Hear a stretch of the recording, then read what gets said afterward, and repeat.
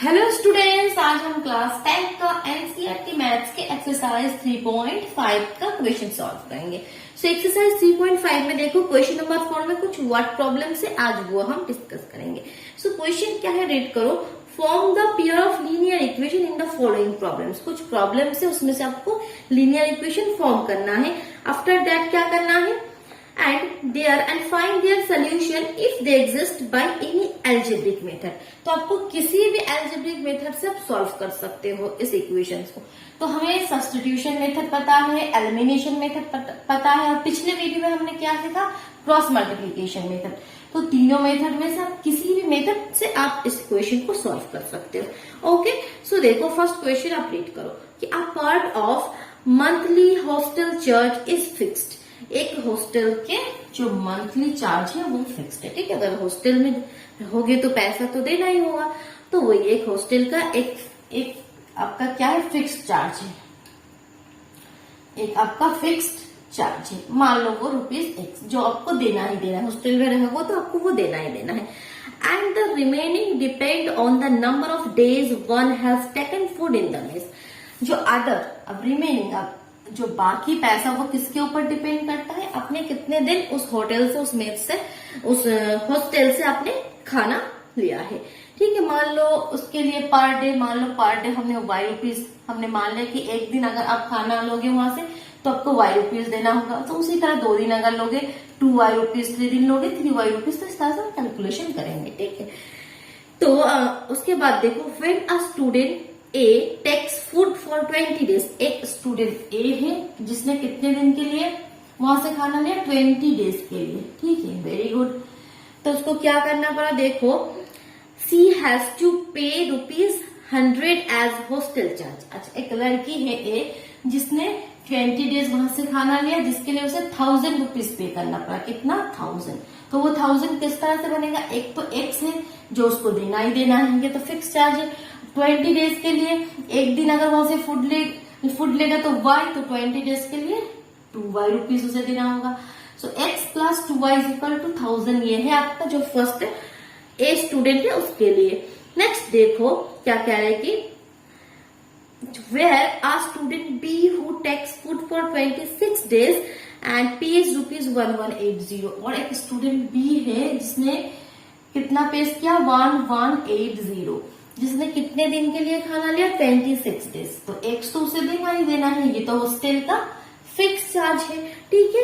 और plus 26 days के लिए उसने फूड लिया, दैट मीन्स 26Y। तो ये आपका इक्वेशन है। इस तरह से पहले तो आपको इक्वेशन फॉर्म करना है, आप किसी भी मेथड से आप सॉल्व कर सकते हो।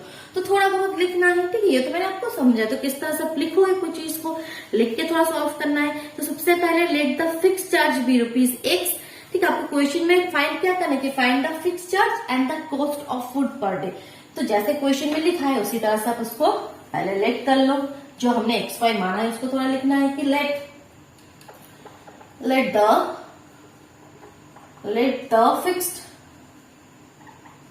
The fix charge be ₹X and the cost of food per day be ₹1। जिस तरह से क्वेश्चन में पूछे इस तरह से हमने लिख लिया, ठीक है। Let the fix charge be ₹X and the cost of food per day Y। अब बाय द गिवन कंडीशन अब क्या लिखोगे उसके बाद, इस तरह से वो क्वेश्चन को स्टार्ट करना है। Bye the given condition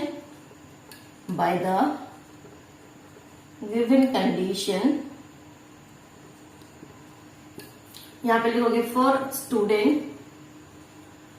student ए, ये हो गया, और for student B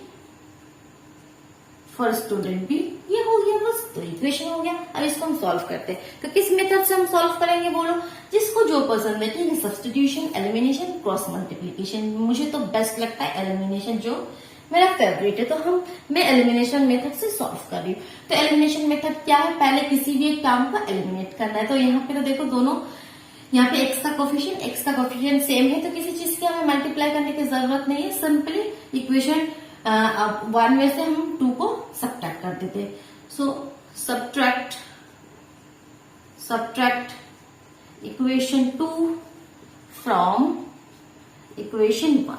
so subtract करोगे तो क्या होगा, देखो 1 जो इक्वेशन है फर्स्ट उसको ऊपर लिखो, 20y इज इक्वल टू ये 1000 और उसके नीचे आप ये वाला लिखोगे, ये हो गया आपका 1180। सब्ट्रैक्ट अब कर रहे हो तो अपोजिट साइन लगाओ, ये हो गया आपका एलिमिनेट हो गया फर्स्ट टर्म, तो यहाँ से y का वैल्यू आ जाएगा, देखो -6y is equal to -180। So y is equal to minus minus cancel हो गया, 6 से 6 3 18। सो y का वैल्यू हो गया 30। That means the cost of food per day हो गया आपका 30 रुपीज। अब इस वैल्यू को put this value of y in equation 1 या तो किसी भी इक्वेशन में पुट कर दो, ठीक है, तो वहां से आपको x का वैल्यू आ जाएगा। क्या लिखोगे, put this value of y is equal to 30 in equation 1। Suppose equation 1 में पुट कर देती है, इक्वेशन का शॉर्ट फॉर्म में आप यूज नहीं करोगे, ठीक है। तो कहाँ पे है x प्लस 20y, तो 20 इंटू 30 इज इक्वल टू 1000। तो यहां से x का वैल्यू क्या हो जाएगा, ये तो 1000 है, माइनस 3 to 6 600, दैट मीन्स 400। सो आपका हो गया आंसर, तो फिक्स चार्ज हो गया 400। इसी तरह से कुछ नहीं है, बस क्वेश्चन मतलब जो प्रॉब्लम है उसमें इक्वेशन थोड़ा आपको फॉर्म करना है ध्यान से, ठीक है। चलो नेक्स्ट क्वेश्चन में मूव करते हैं। A fraction becomes 1/3 when 1 is subtracted from the numerator and it becomes 1/4 when 8 is added to the denominator. Find the fraction. Okay, तो आपको फ्रैक्शन फाइंड आउट करना है, तो हम क्या लेट कर सकते हैं, let the fraction B x/y। तो सबसे पहले हम फ्रैक्शन को लेट कर लेते हैं, तो ये आपके क्वेश्चन नंबर 4 के क्वेश्चन नंबर 2, ठीक है। तो सबसे पहले फ्रैक्शन हम लेट कर लेते हैं, let the fraction be x upon y। इस तरह से हम फ्रैक्शन को लिखते हैं। अब बाय द गिवन कंडीशन क्या लिखोगे, देखो साफ साफ लिखा है, आ फ्रैक्शन बिकम्स 1/3। एक फ्रैक्शन जो है जो 1/3 में बदल जाएगा, कब होगा ये, when 1 is subtract from the numerator। जब न्यूमरेटर से आप 1 सब्ट्रैक्ट करोगे, बस हो गया फर्स्ट इक्वेशन, है ही नहीं कुछ इसमें। अब सेकंड इक्वेशन किस तरह से कह रहे हैं, देखो कह रहे थे इट बिकम्स 1/4। वही फ्रैक्शन किसमें चेंज हो जाएगा, 1/4 हो जाएगा। कब हो जाएगा, when 8 is added to its denominator। जब 8 आप ऐड करोगे उसके डिनोमिनेटर के साथ, बस सिंपल। अब इसको थोड़ा इक्वेशन को पहले सिंपल फॉर्म में लेकर आओ।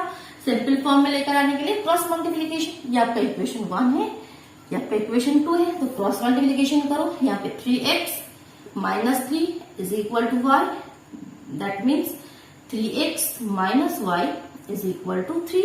बस यहाँ पे 4x is equal to y plus 8, so 4x minus y is equal to 8। ये इक्वेशन सपोज 4 है और ये इक्वेशन 3 है। अब दोनों इक्वेशन को आपको सॉल्व करना है। किस मेथड से करोगे, मैं तो एलिमिनेशन मेथड से करूंगी।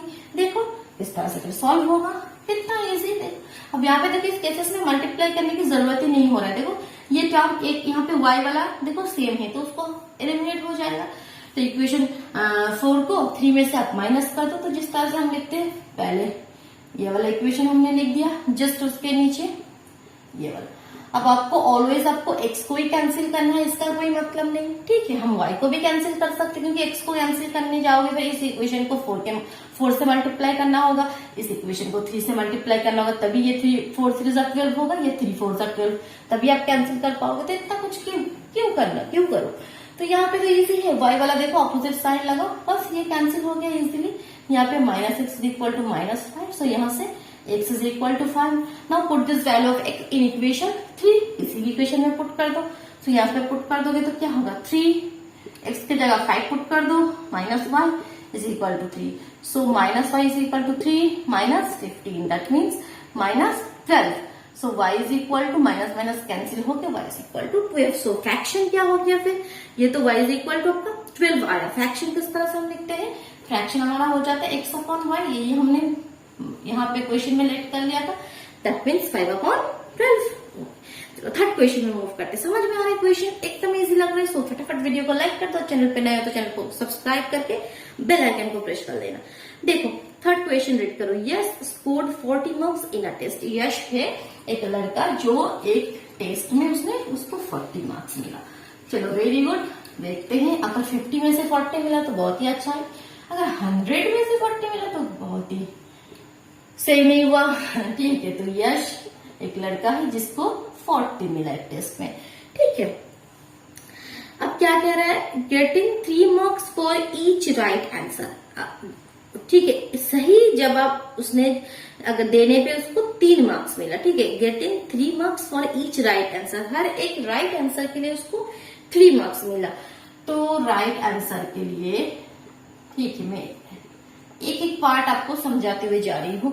राइट आंसर के लिए मान लो उसने एक्स क्वेश्चन का, ठीक है, एक्स क्वेश्चन के उसने सही जवाब दिया। ठीक है, एक क्वेश्चन के सही जवाब देने के लिए देखो उसको 3 मार्क्स मिलता है, 3 मार्क्स। तो एक्स क्वेश्चन का अगर सही जवाब दिया उसको कितना मार्क्स मिलेगा, 3x मार्क्स मिलेगा यहाँ से। ठीक है, सही जवाब देने के लिए। And losing 1 marks for each wrong answer. अब रॉन्ग आंसर के लिए यहाँ पे देखो लूजिंग भी हो रहा है, कटौती भी हो रहा है। ठीक है, ज्यादातर कॉम्पिटिटिव एग्जाम में ये होता है। ठीक है, रॉन्ग आंसर अगर आप दोगे तो वहां पे क्या होगा, आपका नंबर कट कर लिया जाएगा। नॉर्मल हमारे एग्जाम में ये रूल नहीं है। तो क्या है, देखो उसने एक अगर गलत आंसर देगा, एक अगर रॉन्ग आंसर देगा, उसके लिए 1 मार्क्स का उसका कटौती हो जाएगा। तो मान लिया हमने कि वो y नंबर ऑफ क्वेश्चन है जिसका उसने रॉन्ग आंसर दे दिया, तो उसके लिए आपको y मार्क्स का उसका कटौती हो जाएगा। तो उससे क्या फायदा हुआ, उसको अब मिला उसको 40। दैट मीन्स उसको इक्वेशन फिर किस तरह से होगा, उसको 3x मिला था, उसमें से y माइनस कर देगा। रॉन्ग आंसर के लिए y नंबर उसका यहाँ से माइनस हो गया। सो ये उसको एक्चुअली मिला 40। ठीक है, उसको एक्चुअली मिला 40। 3x उस सही आंसर के लिए उसको मिला था, बट गलत आंसर के लिए ये नंबर फिर से माइनस होके एक्चुअल उसे उस टेस्ट में उसको मिला 40। ये उसका फर्स्ट इक्वेशन है, 3x minus y is equal to 40। Second equation क्या है, सेकेंड इक्वेशन क्या है, देखो कहाँ है, यहाँ से। Had 4 marks been awarded for each correct answer. अगर सही जवाब के लिए हर एक क्वेश्चन के लिए अगर उसको 4 मार्क्स मिले, पहले 3 मार्क्स था, अब कह रहे कि अगर 4 मार्क्स मिले तो एक्स क्वेश्चन के लिए उसे 4x मार्क्स मिलेगा total. And 2 marks been deducted for each incorrect answer. गलत आंसर के लिए 2 नंबर का कटौती होगा। आप पहले क्या, 1 नंबर का, अब एक अगर गलत आंसर देगा 2 नंबर कट कर लिया जाएगा। तो y नंबर ऑफ क्वेश्चन का उसने गलत आंसर दिया, सो वहां से 2y नंबर उसका चला गया। अब उसको मिला कितना, देखो yes would have scored 50 marks, अब उसे 50 नंबर मिला, 50। तो ये इसका सेकंड इक्वेशन है। क्लियर हुआ, दो इक्वेशन क्लियर हुआ। बाकी तो सॉल्व करना है, इक्वेशन अच्छे से क्लियर करना। तो आप लेट किस तरह से करोगे, let the number of right answer be x। आपको लेट करना है सबसे पहले कि let the right answer be x and let the wrong answer be y। बस simple, by the given condition 3x minus y is equal to 40 and 4x minus 2y is equal to 50। Equation 1 equation 2 आपके पास है, solve ये question आपको करना है। तो आप किसी भी मेथड से करो, कोई भी प्रॉब्लम हो कमेंट बॉक्स में जरूर बताना। ठीक है, और आंसर भी आप कमेंट बॉक्स में लिख सकते हो। ठीक है, चलो ये क्वेश्चन मैं इरेज कर देती हूँ। अब क्वेश्चन नंबर 4 करती हूँ। देखो क्वेश्चन नंबर 4 क्या है, बहुत ही इंपॉर्टेंट, मोस्ट इंपॉर्टेंट क्वेश्चन है। ठीक है, यहाँ पे इक्वेशन फॉर्म अच्छे से हमें करना होगा। Place A and B are 100 kilometre apart on highway. एक प्लेस ए है और एक प्लेस बी है। ठीक है, ये 2 प्लेस है। क्या कह रहे हैं कि जिसके यहाँ पे बीच में ये जो डिस्टेंस है वो कितना है, 100 kilometre. Very good, very good, ये 100 किलोमीटर है। नेक्स्ट देखो, one car start from A and another from B at the same time. 2 car है, एक ए पोजीशन में है, एक ए पोजीशन में है और एक आपका ये कार एक बी है। ठीक है, दो सेम टाइम में दोनों ने स्टार्ट किया चलना। उसके बाद क्या हुआ, if the car travel in the same direction at different speeds. दोनों अगर एक ही डायरेक्शन में, ये भी इधर जा रहा है, ये भी इधर ही जा रहा है। ठीक है, दोनों सेम डायरेक्शन में। ठीक है, अगर जाता है डिफरेंट स्पीड से तो स्पीड अलग अलग है। मान लो इसका speed x kilometre per our है, दैट मीन्स 1 घंटे में x किलोमीटर जाता है। ये मान लो y किलोमीटर पर आवर है, 1 घंटे में y किलोमीटर जाता है। तो क्या हो गया, देखो दे मेट इन 5 आवर्स, 5 घंटे बाद वो मिट कर जाएगा एक जगह पे। मान लो एक पॉइंट यहाँ से, मान लो यहाँ पे एक पॉइंट मैंने सी मान लिया, तो मान लो तो यहाँ से ये सी पॉइंट है, इस पॉइंट में जाके दोनों का एक जगह पे मिट कर गया। तो वो समय कितना लगा? 5 आवर, 5 घंटे बाद। सो दैट मीन्स यहाँ से एक जनरल एक चीज क्या हमें पता चलता है, ऑफकोर्स जो बी कार है उसका स्पीड बहुत ही कम है, तभी ए कार इतना दूरी जाने के बाद फिर इसको कवर कर लिया। ठीक है, तो 5 घंटे में उसने यहाँ पे दोनों कार यहाँ पे जाके मान लो सी पॉइंट पे मिट कर गया। सो यहां से आपको एक इक्वेशन फॉर्म करना है। If they travel towards each other, next वाला जो पार्ट है वहां से सेकंड इक्वेशन फॉर्म होगा, तो वो वाला पार्ट अभी मैं नहीं पढ़ रही हूँ। पहले यहाँ पे जितना बताया इसमें से एक इक्वेशन हमें फॉर्म करना है। तो किस तरह से हम फॉर्म कर सकते हैं? सबसे पहले देखो, सबसे पहले तो आपको लेट कर लेना। क्या है कि let the speed of car A, वो तो आप लिख लेना, let the speed of car A B x kilometre per hour and let the speed of car B y kilometre per hour. ये तो सबसे पहले हमने लेट कर लिया। अब देखो कंसेप्ट लेकर आओ।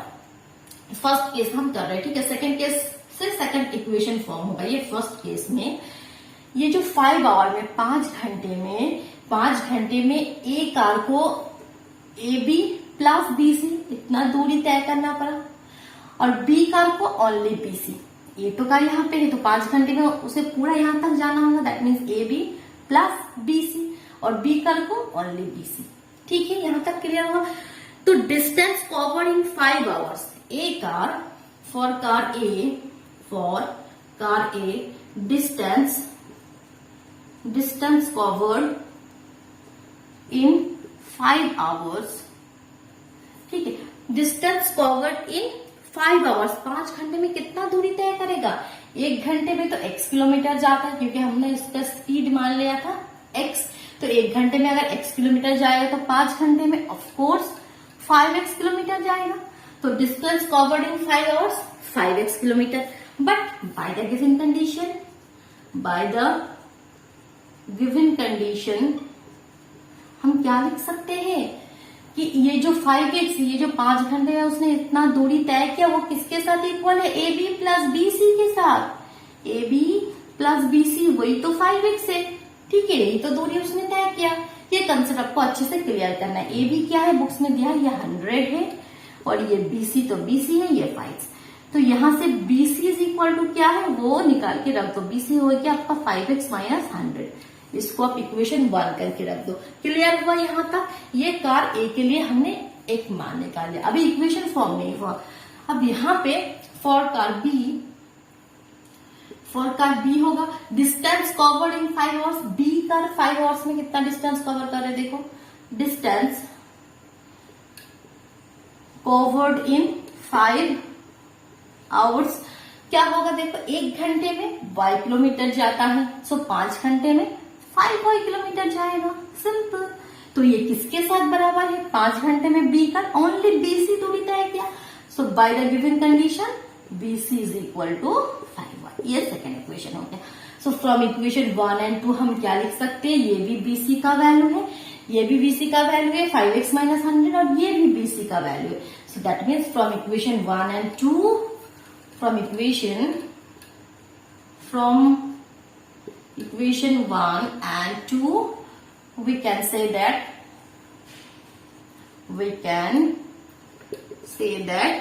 if 5x minus 100 is equal to 5y। Clear हुआ? फर्स्ट इक्वेशन हमारे पास आ गया। इसको और थोड़ा सिंप्लीफाई करो। 5x minus 5y is equal to 100, 5 से कैंसिल आउट कर दो। x minus Y is equal to 100, ये आपका फर्स्ट इक्वेशन है। मान लो ये इक्वेशन 3 है, इसको ये हमारा फर्स्ट इक्वेशन है। x minus Y is equal to 20 होगा, 100 नहीं होगा। जब 5 से हम कैंसिल आउट कर रहे तो ये भी 20 हो जाएगा। x minus Y is equal to 20। अब नेक्स्ट सेकंड केस में जो क्वेश्चन हमने अभी तक रीड नहीं किया उसमें से हमारा सेकंड इक्वेशन आएगा। ठीक है, ये तो फर्स्ट केस हो गया। अब देखो सेकंड केस में क्या कह रहा है। ये वाला चीज यहाँ पे मैं इरेज कर रही हूँ, यहीं पे वो वाला भी मैं करके दिखा रही हूँ। देखो सेकंड पार्ट में क्या कह रहे हैं, if they travel towards each other. अब जो आपके पास कार ए है और यहाँ पे आपका कार बी है, अब वो यहाँ से ये वाला भी 100 है अब वो एक दूसरे की तरफ, ये भी इधर जा रहे हैं और ये भी इधर, एक दूसरे की तरफ अब वो जा रहा है। तो उसके क्या हुआ देखो, दे मेट इन 1 आवर, 1 घंटा बाद वो मिट कर जाएगा। What are the speed of the two cars, आपको क्वेश्चन है पूछा कि उसका स्पीड मतलब एक्स और वाई का वैल्यू आपको निकालना है। 1 घंटा बाद वो मीट करेगा, तो मान लो ये पॉइंट है सी, इस 1 घंटे में 1 घंटा बाद इस पॉइंट पे ये भी जाएगा और ये भी जाएगा, यहाँ पे जाके मीट कर जाएगा। ठीक है, तो सेम सिचुएशन यहाँ पे भी आ गया। किस तरह से इसको हम लिखेंगे, तो ये हमारा हो रहा है केस 2। केस 1 में से हमारा फर्स्ट इक्वेशन आ गया, ये हमारा केस 2। फर्स्ट इक्वेशन क्या है, इसको हम साइड में लिखते हैं, x minus Y is equal to 20, ये हमारा फर्स्ट इक्वेशन है। ठीक है, तो ये वाला पार्ट अब मैं इरेज कर रही हूँ। फॉर केस 2 देखो, केस 2 में आप क्या करेंगे, पहले तो for car A, for car A के लिए क्या होगा, डिस्टेंस कवर इन 1 आवर्स, 1 घंटे में कितना दूरी तय करेगा।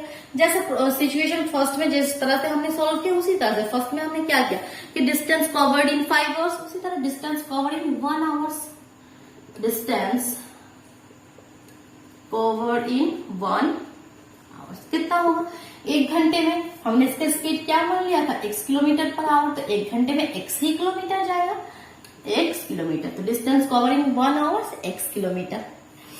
तो by the given condition, by the given condition ये किसके साथ बराबर होगा, 1 घंटे में उसने x किलोमीटर दूरी यहाँ पे तय किया, दैट मीन्स ए कार यहाँ से ए से सी तक पहुंचा, that means A C is equal to X, A C is equal to X, वही तो दूरी तय की 1 घंटे में, यहाँ पे जाके तो मिट कर गया, ए C is equal to x. ठीक है, ये हमारा मान लो नेक्स्ट इक्वेशन है, ये इक्वेशन 3 था। ठीक है, अब फॉर कार बी देखो, फॉर बी केस में क्या होगा, फॉर कार बी में क्या होगा, डिस्टेंस कवर्ड इन 1 आवर्स कितना होगा, देखो बी कार के लिए 1 घंटे में उसने कितना दूरी तय करेगा, इसका स्पीड था y किलोमीटर पर आवर, तो 1 घंटे में ऑफकोर्स y किलोमीटर ही वो तय करेगा दूरी, तो वो किसके साथ बराबर है, ओनली b से c तक आया, तो bc is equal to y। ठीक है, तो अब देखो फर्स्ट केसेस में हमने क्या किया था, दोनों इक्वेशन में से bc का वैल्यू सेम कर दिया था, बट यहाँ पे मान लो अगर ये इक्वेशन 4 है या ये इक्वेशन 5 है, इक्वेशन 5 और 4 और 5 में से bc का वैल्यू तो नहीं आ रहा, ये तो ac है, तो ac को bc हम किस तरह से कर सकते हैं, तो ac को हम लिख सकते हैं ab माइनस bc, ये जो आपका पूरा चीज यहाँ पे ab है और यहाँ पे ac है, तो ac को हम क्या लिख सकते हैं, ab माइनस bc, ab में से bc minus, yes no problem, तो ये हमारे फायदे के लिए हमें लिखना होगा और कुछ नहीं तो अदरवाइज कोई जरूरत नहीं है, तो इसी को हम लिखेंगे ab minus bc is equal to x, तो ab मतलब क्या है 100 minus bc is equal to x, तो यहां से bc क्या हो जाएगा, फिर 100 माइनस x, bc क्या हो जाएगा 100 माइनस x। तो अब हम क्या कर सकते हैं, इक्वेशन मान लो ये इक्वेशन आपका 4 है, इसको इक्वेशन 4 दे दो और ये इक्वेशन 5, तो इक्वेशन 4 और 5 में से हम क्या लिख सकते हैं कि 100 minus x is equal to y, this implies x plus y is equal to 100, ये आपका इक्वेशन कितना होगा 6, x plus y is equal to 100। तो दो इक्वेशन आपके पास है, एक x minus Y is equal to 20 और या इसको आपको सॉल्व करना है, किसी भी मेथड से आप सॉल्व कर सकते हो, तो मैं तो एलिमिनेशन मेथड से ही सॉल्व करूंगी। तो देखो कितना इजी इक्वेशन है, बिल्कुल इजी। इक्वेशन फॉर्म करना यहाँ पे थोड़ा बहुत टफ था, बट यहाँ पे इक्वेशन एकदम इजी फॉर्म में है जिसको बस चुटकियों में हम सॉल्व करेंगे। देखो 2x is equal to 120, x is equal to 60, किसी भी इक्वेशन में पुट कर दो। यहाँ पे मान लो इक्वेशन 3 में हम पुट करते थे x की जगह 60 minus y is equal to 20, so y is equal to 60 minus 20 that means 40। तो इसका देखो 60 किलोमीटर पर आवर और कार बी का 40 किलोमीटर पर आवर। हो गया, क्लियर हुआ क्वेश्चन किस तरह से हम सॉल्व करें। चलो और एक लास्ट क्वेश्चन है उसको हम सॉल्व कर लेते हैं कि the area of a rectangle gets reduce by 9 square unit. इसको तो पहले मैं साफ कर दूं, फिर क्वेश्चन को रीड करूंगी। ये हो गया हमारा क्लियर। अब देखो the area of a rectangle gets reduce by 9 square unit if its length is reduced by 5 units and breadth is increased by 3 units। भाई इतना कुछ करने से पहले तो हम एक रेक्टेंगल बना लेते हैं, मान लेते हैं जिसका लेंथ x है और जिसका ब्रेथ y है। अब देखते हैं क्या हो।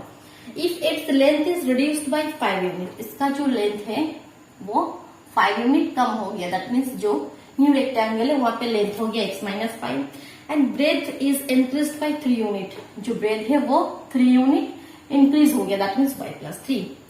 ओके, तो इसमें से क्या हो गया, ये करने से क्या हो गया, the area of rectangle gets reduce by 9 square unit, जो इसका एरिया था वो 9 स्क्वायर यूनिट कम हो गया। पहले इसका एरिया क्या था, एरिया का क्या फॉर्मूला है, length into breadth, length into breadth that means X Y. ठीक है, तो इस केसेस में क्या करें कि पहले जो एरिया था उससे 9 स्क्वायर यूनिट कम हो गया, ये इसका प्रेजेंट एरिया है। अब इसमें से एरिया हम क्या लिख सकते हैं, ये तो लेंथ है और ये तो ब्रेथ है, तो length into breadth that means ये इज इक्वल टू हम लिख सकते हैं x minus 5 into Y plus 3, no doubt. तो ये आपका फर्स्ट इक्वेशन आ गया। इतना इजी होता है, यस इतना इजी होता है।